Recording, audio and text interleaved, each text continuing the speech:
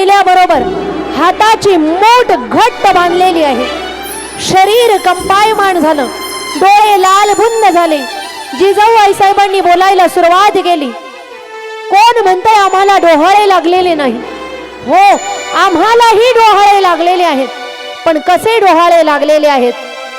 आम्ही घोड्यावर बसावं, सह्याद्रीच्या दऱ्याखोऱ्यामध्ये जावं, आमच्या स्त्रियांचा विनयभंग करणाऱ्या त्या दुष्टांवर आम्ही तलवारीने घात करावेत आणि त्यांची मान धडापासून वेगळी करावी.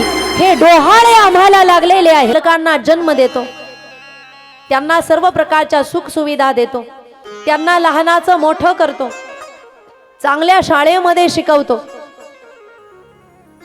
पोटाला भरण्यासाठी ज्याची आवश्यकता आहे, तो व्यापार असेल, व्यवसाय असेल, नोकरी असेल, ते सगळं काही देऊन त्यांना आपण परिपूर्ण करतो. एवढंच आपलं कर्तव्य आहे का? नाही. एवढंच जर आपलं कर्तव्य असेल तर पशुमध्ये आणि आपल्यामध्ये काहीच फरक नाही.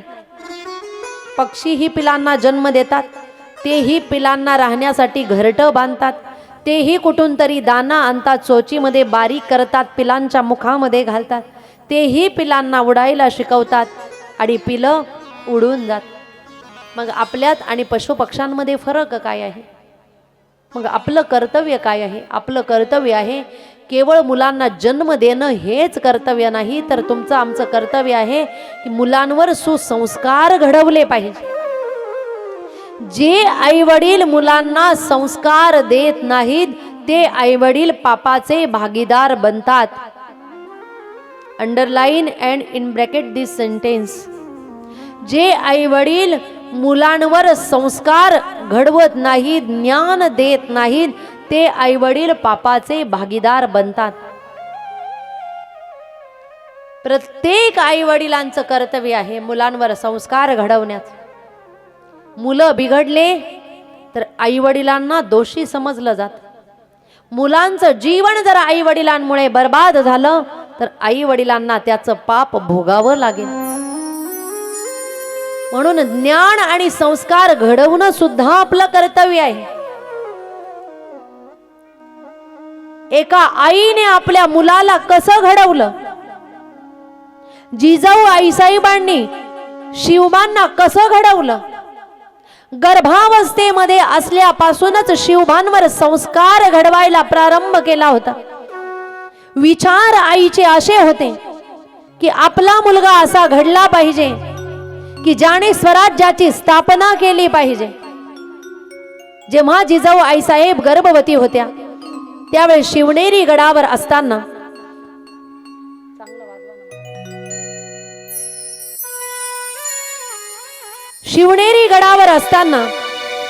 विचारलं त्या ठिकाणी जिजाऊ आईसाहेबांच्या शेजारी राहणाऱ्यांनी, आऊसाहेब तुम्हाला कसले डोहाळे लागलेले आहेत का? तुम्हाला काही खाण्यापिण्याची इच्छा होते का आऊसाहेब? त्यावेळेस ऐकल्याबरोबर जिजाऊ आईसाहेब जागेवर उभ्या राहिल्या. ताडकन उभ्या राहिल्याबरोबर हाताची मूठ घट्ट बांधलेली आहे. शरीर कंपायमान झालं, डोळे लालबुंद झाले. जिजाऊ आईसाहेबांनी बोलायला सुरुवात केली. कोण म्हणतंय आम्हाला डोहाळे लागलेले नाही? हो, आम्हालाही डोहाळे लागलेले आहेत. पण कसे डोहाळे लागलेले आहेत? आम्ही घोड्यावर बसावं, सह्याद्रीच्या दऱ्याखोऱ्यामध्ये जावं, आमच्या स्त्रियांचा विनयभंग करणाऱ्या त्या दुष्टांवर आम्ही तलवारीने घात करावेत आणि त्यांची मान धडापासून वेगळी करावी. हे डोहाळे आम्हाला लागलेले आहेत. कोण म्हणतंय आम्हाला डोहाळे लागलेले नाहीत? आम्हालाही डोहाळे लागलेले आहेत. हे संस्कार जे आहेत हे जिजाऊ आईसाहेबांनी घडवलेले आहेत. मनात जो भाव होता, जो विचार होता, तोच विचार बालकावर बिंबवला गेला. परिणाम जन्माला आलेल्या शिवबांवर ते संस्कार गर्भातच घडलेले होते. आणि असे संस्कार घडल्यानंतर शिवबा जेव्हा लहानाचे मोठे होत आहेत त्यावेळेस घोड्यावर बसून स्वारी कशी करावी, तलवार हातात घेऊन युद्ध कसं करावं, कशा पद्धतीने गनिमी कावा करावा, कशा पद्धतीने स्वराज्याची स्थापना करण्यासाठी कोणते गुण असले पाहिजे, कोणत्या दृष्टीने विचार केला पाहिजे, सर्व प्रकारचं ज्ञान जिजाऊ आईसाहेबांनी दिलेलं आहे. तेव्हा शिवबा घडलेले आहे. धन्य आहे की ज्यांनी स्वराज्याची स्थापना करणारा सुपुत्र घडवलेला आहे. माझ्या जिजाऊची पुण्याई कशी आली हो फळाला, माझ्या जिजाऊची पुण्याई कशी आली हो फळाला. तो बापाचा बाप वाघ शिवबा जन्मला, तो बापाचा बाप वाघ शिवबा जन्मला. माझ्या जिजाऊची पुण्याई कशी आली हो फळाला, माझ्या जिजाऊची पुण्याई कशी आली हो फळाला. तो बापाचा बाप वाघ शिवबा जन्मला, तो बापाचा बाप वाघ शिवबा जन्मला. तो बापाचा बाप वाघ शिवबा जन्मला, तो बापाचा बाप वाघ शिवबा जन्मला.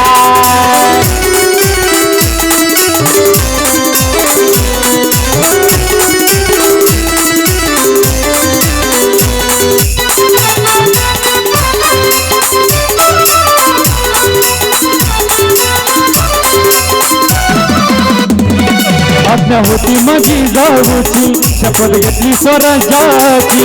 आज्ञा होती माझी जाऊची, शपथ घेतली स्वराज्याची. जनकल्याणाची शिकवण जगद्गुरु तुकोबाची, जनकल्याणाची शिकवण जगद्गुरु तुकोबाची. तोरण बांधिलं स्वराज्याचे त्या तोरणा गडाला, तोरण बांधिलं स्वराज्याचे त्या तोरणा गडाला. तो बापाचा बाप वाघ शिवबा जन्मला, तो बापाचा बाप वाघ शिवबा जन्मला. तो बापाचा बाप वाघ शिवबा जन्मला, तो बापाचा बाप वाघ शिवबा जन्मला.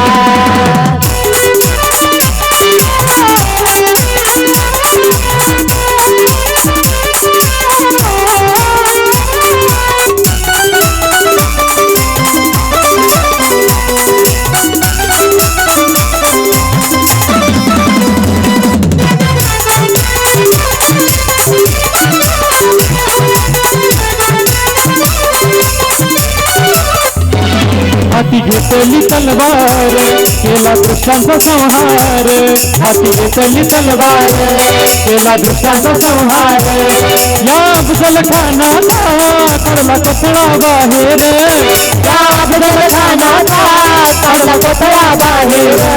प्रतापगडाच्या पैशाशी आहे कबर साक्षीला, प्रतापगडाच्या पैशाशी आहे कबर साक्षीला.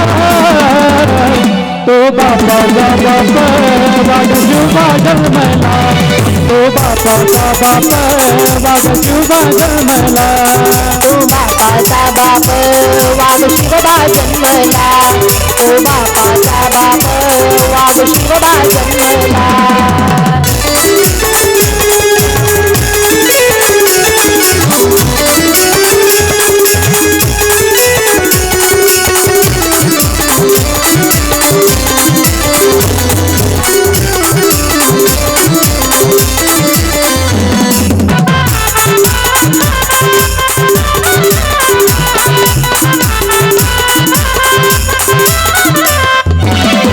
रयतेचा राजा शिवछत्रपती माझा, रयतेचा राजा शिवछत्रपती माझा.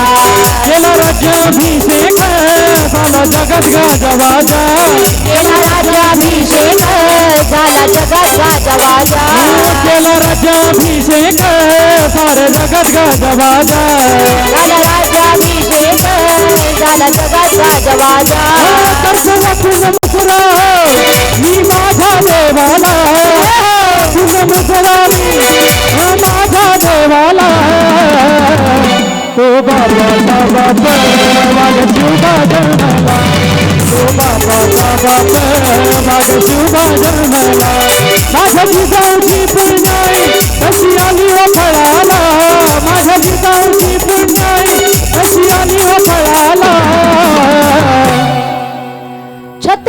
शिवाजी महाराज की जय धर्मवीर संभाजी महाराज की जय तो बापाचा बाप वाघ शिवबा जन्मला तो बापाचा बाप वाघ शिवबा जन्मला तो बापाचा बाप वाघ शिवबा जन्मला तो बापाचा बाप वाघ शिवबा जन्मला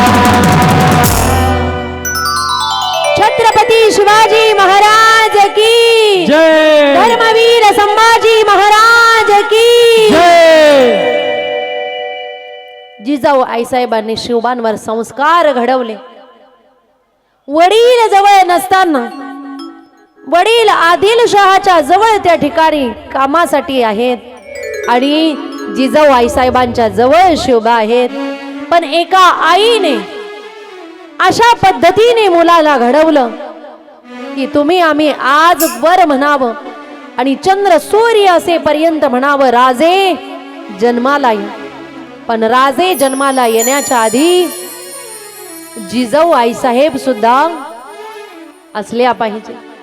जिजाऊंमध्ये असणारे गुण स्त्रीमध्ये असले पाहिजे, तेव्हा राजे जन्माला येतील. भय कशाला म्हणतात? आईने त्या ठिकाणी दूर केलं मुलापासून आणि अभयदान दिल्यानंतर आपल्या मुलाला घडवलं. त्याच्यामुळे राजे घडले. गर्भातूनच संस्कार दिले म्हणून राजे घडले आणि त्यांनी स्वराज्याची स्थापना केली. मूठभर मावळे असताना सुद्धा स्वराज्याची स्थापना केली. कारणीभूत कोण आहे? आईचं सुद्धा त्याच्या मागे कार्य कारणीभूत आहे. म्हणून आपल्या मुलांना कसं घडवलं पाहिजे? म्हणतात मुलं कसे झाले पाहिजे? पुत्र व्हावा ऐसा गुंडा ज्याचा तीनही लोकी झेंडा. जननी जने तो ऐसी जने भक्त दाता या शूर नाही तो वांज भली. मुलगा कसा असला पाहिजे? भक्त असला पाहिजे, दाता असला पाहिजे, नाही तर शूर तरी असला पाहिजे. भगवत भक्त असेल तर कुळाचा उद्धार करेल, दाता असेल पितरांचा उद्धार करेल, कुळाचा उद्धार करेल, आणि शूर असेल तर चंद्र सूर्य असेपर्यंत जगामध्ये नाव आई वडिलांच्या सकट त्या ठिकाणी शिल्लक ठेवेल. म्हणून भक्त व्हावा, दाता व्हावा, नाही तर शूर तरी व्हावा. म्हणून भगवान महादेवाने